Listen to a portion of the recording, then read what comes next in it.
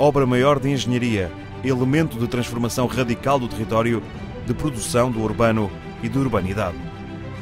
Muito mais do que a união de duas margens, muito mais do que a paisagem que a vista abarca, é lugar de observação dos tempos e dos modos. A 6 de agosto de 1966, Portugal inaugura a ponte sobre o Tejo, a maior ponte rodoviária suspensa da Europa e a quinta do mundo.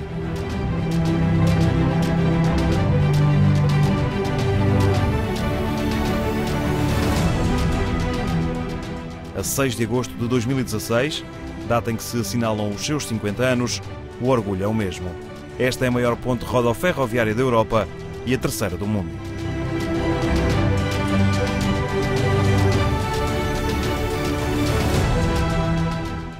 Para contar a história da ponte, é preciso recuar no tempo. O engenheiro Miguel Paes, em 1876, desenvolveu o primeiro projeto fundamentado para a travessia entre Lisboa e Almada. A sua visão de uma ponte mista, concebida para o tráfego rodoviário e ferroviário, acabou por se tornar realidade mais de um século depois. Entre o final de 800 até meados do século XX, firmas e engenheiros portugueses de vários países europeus e dos Estados Unidos da América apresentaram propostas de localização e com soluções em túnel e em ponte. Mas foram os anos de 1950 a 1960 que se afiguraram decisivos. O congestionamento na transposição do rio por barco, a perspectiva de crescimento urbano-industrial da Península de Setúbal e também a vontade da inteligência da época que idealizava Lisboa como uma cidade moderna e de duas margens. São as causas imediatas que justificam a decisão tomada por António de Oliveira Salazar, presidente do Conselho de Ministros, durante o regime do Estado Novo e pelos seus ministros. Duas personalidades foram determinantes para levar a cabo esta grandiosa tarefa: Eduardo de Arantes de Oliveira, Ministro das Obras Públicas, e José do Canto Muniz, engenheiro da Junta Autónoma de Estradas, responsável pela condução dos estudos preparatórios e diretor técnico da construção da ponte. Uma sucessão de acontecimentos faz a cronologia da ponte. Em 1953 é criada a Comissão de Técnicos para o estudo da solução de travessia e das conexões rodoviárias e ferroviárias entre Lisboa e a margem sul. Em 1959 é lançado o concurso público internacional. Em 1960 é criado o Gabinete da Ponte sobre o Tejo, com a incumbência de desenvolver todas as atividades técnicas relacionadas com a execução do empreendimento. Em 1961 é feita a adjudicação definitiva da obra à United States Steel Export Company. A construção arranca a 5 de novembro de 1962, sendo a obra inaugurada a 6 de agosto de 1966, cerca de 6 meses antes do prazo previsto para a sua conclusão.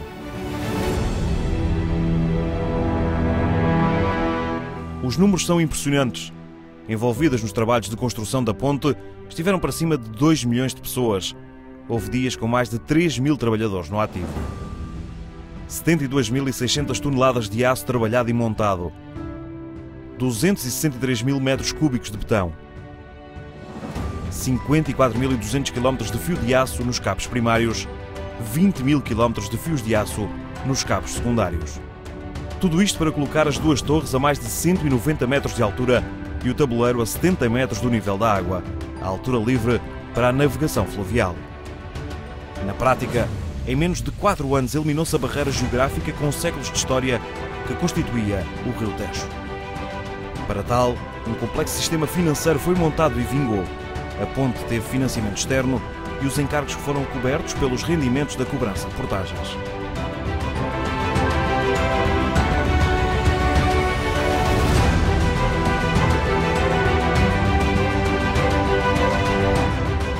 A cerimónia de abertura ao tráfego realizou-se do lado de Almada.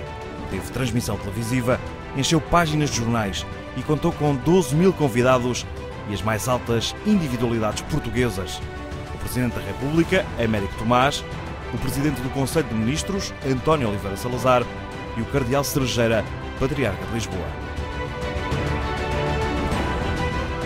Batizada como Ponte Salazar, em honra ao presidente do Conselho de Ministros, é em 1974 rebatizada com a data que assinala o fim da ditadura e inscrita na lista dos ícones da Revolução.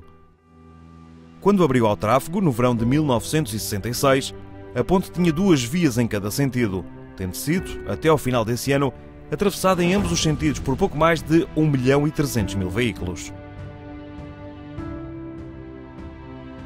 Mas o crescimento do tráfego foi de tal modo acelerado que em 1990 foi criada uma 5ª via, reversível, que ficou conhecida como a Noiva, pela cor branca que revestia o pavimento, estando desde 1998 o tabuleiro rodoviário na sua capacidade máxima, com 6 vias.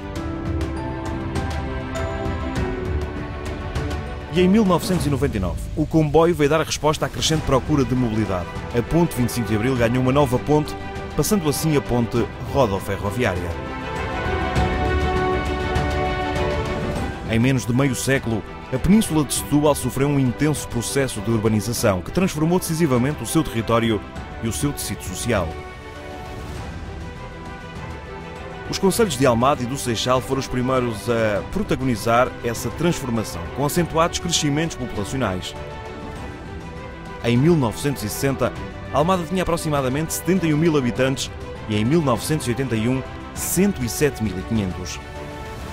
Em 1960, o Seixal tinha cerca de 20.500 habitantes e em 1981, mais de 36.000.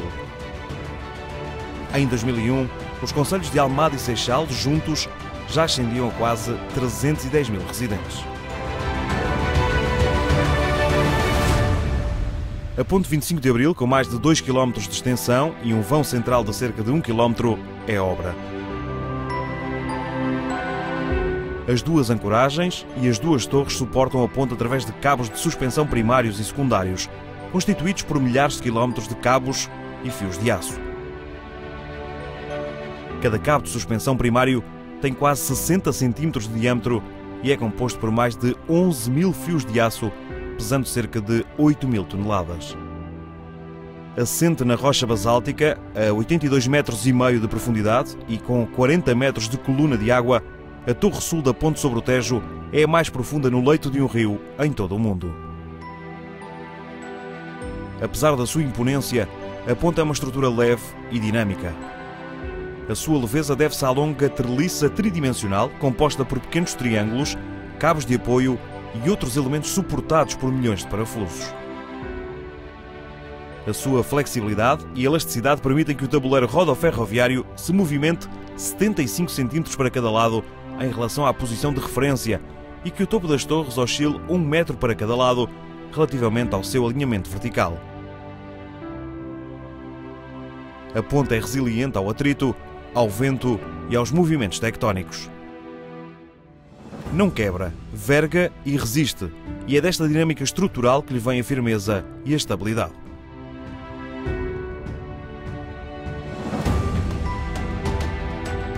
A ponte 25 de Abril é o grande eixo de mobilidade pendular entre Lisboa e Almada. 150.000 veículos e 85.000 passageiros de comboio cruzam o Tejo diariamente.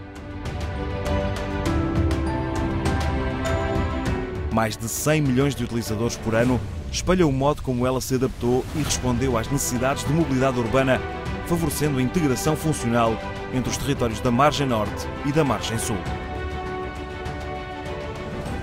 A ponte que nos liga é elemento da essência da cidade e faz do Tejo um rio habitado. Ponte 25 de Abril, desde 1966, a ligar destinos.